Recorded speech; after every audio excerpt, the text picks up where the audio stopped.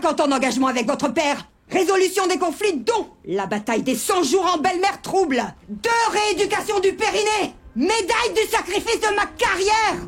Bataille de la crise des 7 ans, de la quarantaine et de la cinquantaine.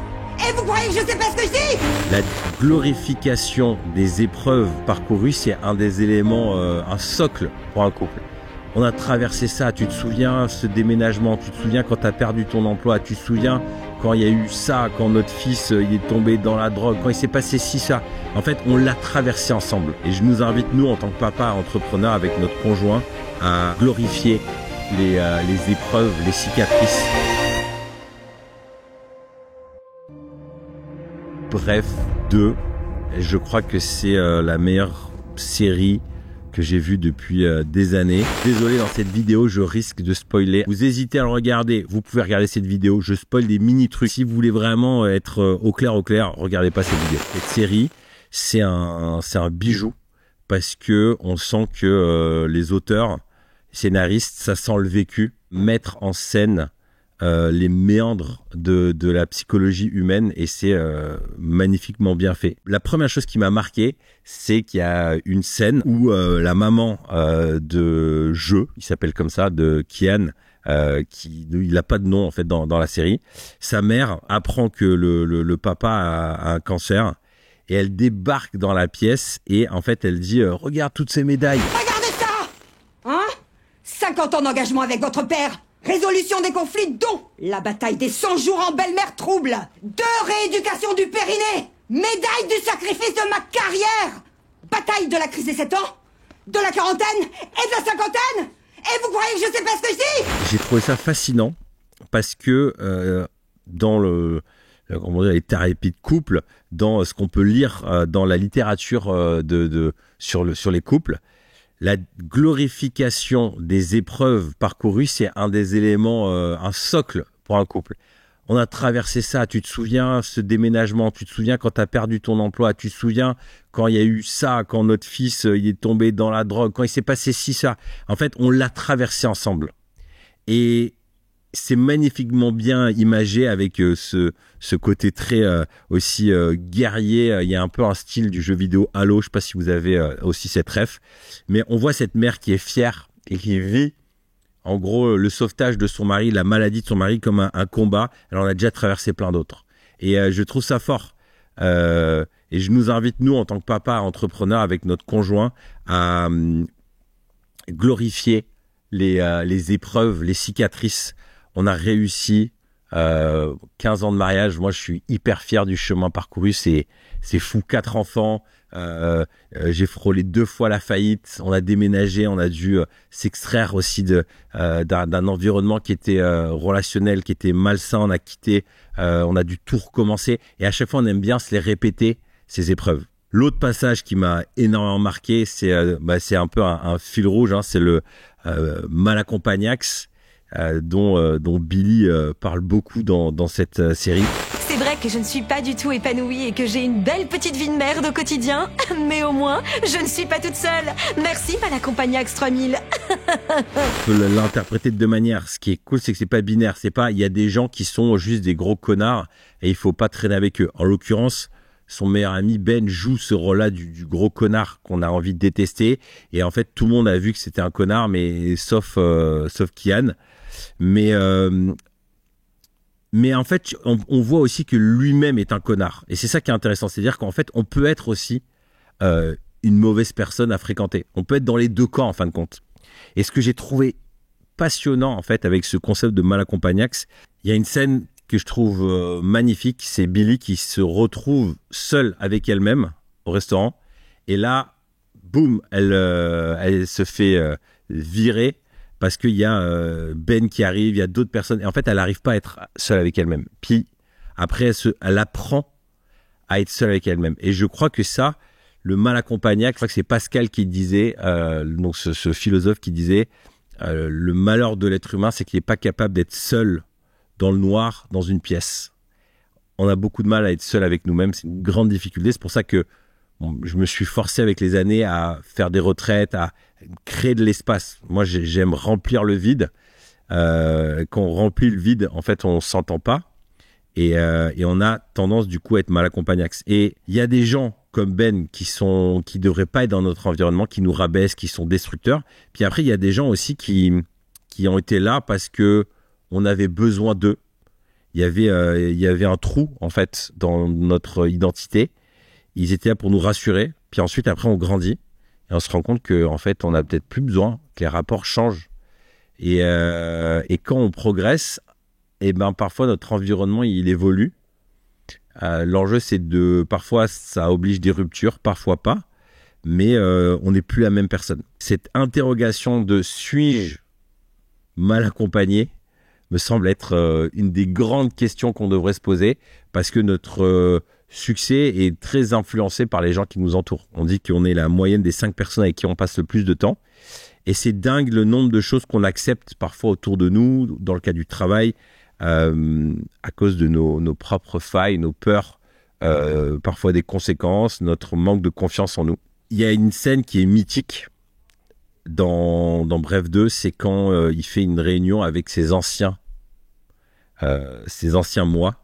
Et ce que j'ai trouvé génial, c'était un bon délire, on voit les différents âges, mais c'est de voir le tout jeune. Dire quoi? T'as couché avec une meuf, quoi? T'as un appart, quoi? T'as de l'argent, quoi? Tu gagnes 1500 €. Et en fait, j'ai trouvé ça assez fascinant, le regard en fait du jeune sur notre vie. Tu gagnes de l'argent? Combien? C'était 1500 par mois. 1500 francs? Non, 1500 €. C'est quoi 1500 €? C'est genre 10 000 francs. 10 000 francs? Quoi? Le jeune de 20 ans, s'il regardait le David d'aujourd'hui qui a 37 ans, qui regarderait mes revenus, regarderait l'impact, ce magnifique studio, les équipes, les accès que j'ai, il en reviendrait pas en fait. Et juste de changer d'angle de vue. Dernièrement, je suis tombé sur un post Insta que j'ai trouvé magnifique. Au début, j'ai mis du temps à comprendre. En gros, c'est un gros influenceur australien qui a une agence qui cartonne. Et ça commence comme ça en disant j'ai 80 ans, mais aujourd'hui, je me suis réveillé dans mon corps de 37. Voilà à quoi ça ressemble. Et en fait, je me suis réveillé frais, je suis allé faire du sport, je sens mon corps vibrer. Ensuite, j'ai fait un bisou à ma femme. Après, j'ai pris ma super voiture. Après, je suis allé au travail, j'ai vu mes équipes. C'était génial, j'ai mangé un super repas.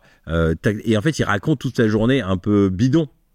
Mais si on la regarde en se disant qu'on a 80 ans, en fait, quand on aura 80 ans, on pensera au nous d'aujourd'hui. Et en fait, la perspective, elle change complètement. Et moi, pour ma part, je pense que ces 10 dernières années, j'ai énormément évolué et c'est une fierté. Et je pense que je vais continuer. Et c'est intéressant d'interroger les attentes pour pouvoir aussi s'ancrer. Et surtout quand on est un entrepreneur, on pense beaucoup au futur. Mais quand on pense au David de 30 ans, David de 25 ans, les objectifs financiers que je m'étais dit, le quotidien que je voulais, les vacances, le temps de repos, il y a des choses qui sont acquises. Avec le temps, j'ai pu avoir vraiment chaque année des vrais temps de repos. Moi, j'ai vraiment cette politique de travailler dur, me reposer dur. En fait, ça, j'ai mis des années à acquérir cette liberté, ainsi de suite. Et puis après, je peux pas faire de vidéo sans parler de ce qui a fait le buzz du Jean-Claude, qui est le voisin. Il avait besoin de s'asseoir 30 secondes. Il s'est assis 20 ans. D'abord j'ai peur, j'étais pétrifiée. Elle l'interroge, se dire les années filent et est-ce que je suis resté figé? Et ça m'a fait bizarre parce que cette semaine, je me suis retrouvé à voir des gens que je vois beaucoup moins et j'ai eu l'impression d'avoir les mêmes discussions, de dire les mêmes choses. Et il y a des signes comme ça dans notre vie qui nous montrent que dans certaines relations, certains contextes, on n'a pas bougé. Moi, je suis toujours fasciné, je pense à un ami en particulier. Chaque fois que je le vois, il a 5 histoires et elles reviennent tout le temps. Et ça me fascine de me dire, en fait, il se passe pas grand-chose, en fait, dans sa vie. En soi, c'est peut-être pas grave, mais le fait de vivre des aventures me semble être hyper important. Et j'ai 2 challenges là-dessus. C'est que quand on commence à avoir des enfants, que l'entreprise est en place, le temps il file à une vitesse. Et ça, c'est un truc de vieux. J'entendais mes parents dire ça et malheureusement, j'y suis dedans. La vie, elle va super vite. Et le fait de prendre le temps de s'interroger pour savoir où on va me semble être un point important. Mais en gros, concrètement, ce que je pourrais recommander, c'est devenir un pro de la questionologie. Si on veut que ces 30 secondes de repos se transforment pas en 20 ans où on n'a rien à raconter, on le voit bien, Jean-Claude, dans le personnage, il a rien à raconter. Il se passe rien dans sa vie. Mais pourquoi ? Parce qu'en fait, il est resté sur ses histoires. Il vit pas grand-chose parce qu'il s'intéresse pas aux autres. Il est ce personnage, ces gens-là qui sont les moi aussi. En fait, ils écoutent pas et en fait, ils répondent direct. En fait, c'est très compliqué de connecter avec ces gens-là parce qu'en fait, on va dire, je me suis mis au MMA. Ah, ben moi aussi. Et il y a 20 ans, j'ai fait des sports de combat et blablabla. Et puis en fait, ils ramènent tout à eux. Ils écoutent pas. Tout est une occasion de relancer sur leur vie à eux. C'est très chiant. Et en fait, ce qui se passe, c'est que eux ne vivent rien parce qu'ils s'intéressent pas aux autres, ils connectent pas avec les autres. Et puis en fait, les autres n'ont pas trop envie d'être avec eux parce qu'ils sont chiants. Ils sont chiants. Donc en fait, poser des questions, c'est s'intéresser au monde de l'autre et développer en fait une curiosité. Et ça, c'est le deuxième point. Soyez curieux. Alors peut-être que vous ne pouvez pas voyager, peut-être pas partir à l'autre bout du monde parce que y a la famille, il y a les responsabilités. Mais il y a énormément de choses à découvrir. On a une chance incroyable d'avoir beaucoup de choses à portée de main. Donc, développons notre curiosité. Voilà ce que je pouvais vous partager sur ce masterpiece Bref 2 qui, d'après les on-dit, est en train de remplir les carnets de rendez-vous des thérapeutes. Et ça ne m'étonne pas et c'est plutôt une bonne chose. Je te laisse avec ça.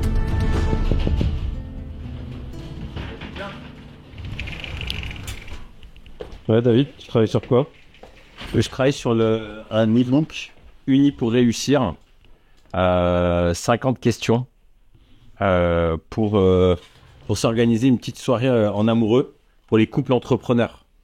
Moi, je crois fort que la conversation crée l'union et que l'union crée la force et que c'est en discutant qu'on apprend à aligner nos projets. Et quand on est des parents entrepreneurs, on a besoin d'être alignés parce qu'on a peu de temps.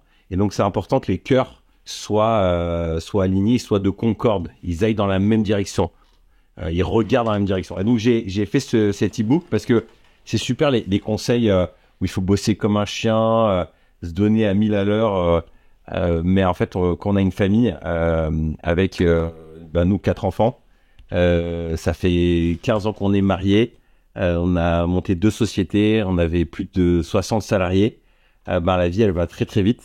Et du coup, c'est important d'avoir des temps de qualité. Et du coup, ce que je te propose, c'est un e-book gratuit avec 50 questions qui sont un peu une base de discussion pour alimenter un temps pour parler du boulot, de vos aspirations, de vos limites, de vos projets pour le futur. Et ça peut être un dîner, ça peut être un long voyage en voiture. Moi, j'aime bien quand on a des longs voyages en voiture de pouvoir avoir une liste de questions. Et c'est un e-book gratuit. Et puis quand tu t'inscris après ça, je t'envoie une série d'emails avec des pensées sur ce sujet du couple entrepreneur et des ressources pour pouvoir progresser, aligner ton cœur. Et parce que je crois vraiment que dans l'unité du couple, il y a de la force. Et on le voit avec des gens comme Alex et Leila Hormozi. C'est des couples qui sont beaucoup plus forts que les autres parce qu'ils sont unis, ils sont alignés, ils sont complémentaires.